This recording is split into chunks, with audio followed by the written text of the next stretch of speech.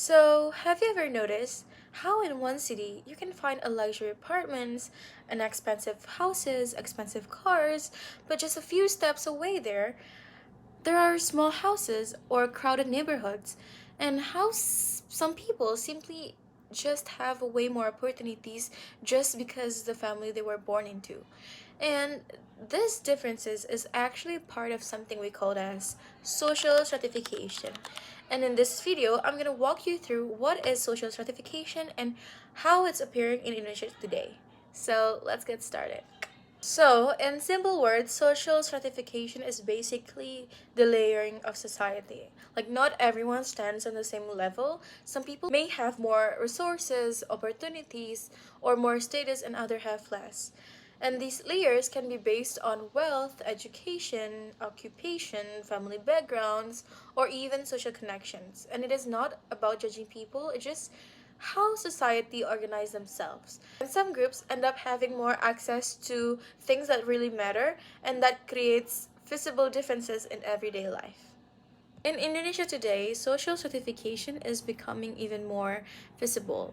As the economy grows, new jobs appear, like in technology, finance, and creative industries. And these jobs usually give higher income, but only people with certain skills or education can get them.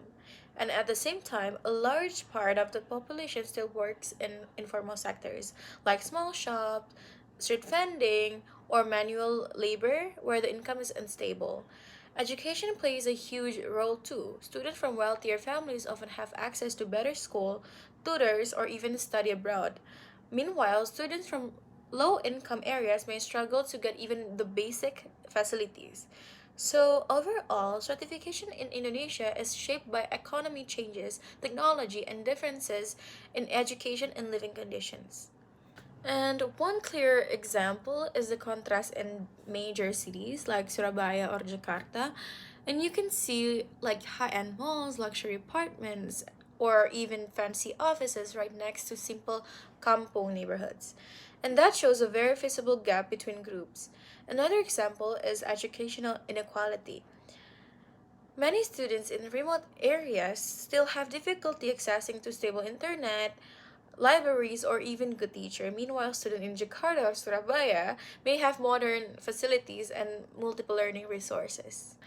One major issue that comes from certification is the lack of upward mobility. In other words, it's hard for people from low income backgrounds to climb to a better position in society.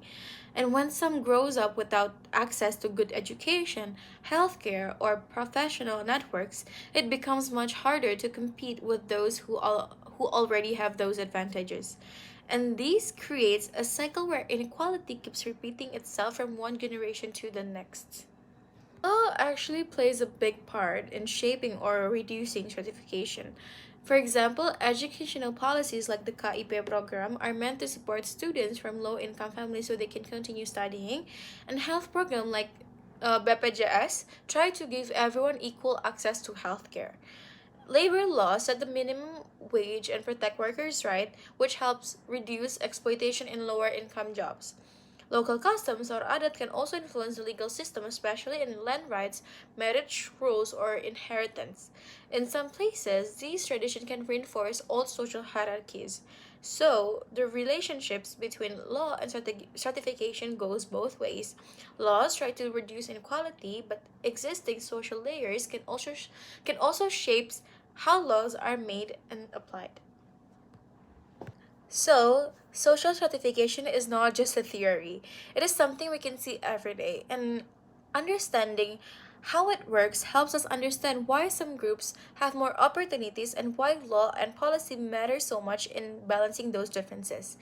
So, yeah, thanks for listening, and I hope this explanation can give more clearer pictures of what social stratification looks like in Indonesia today. Bye!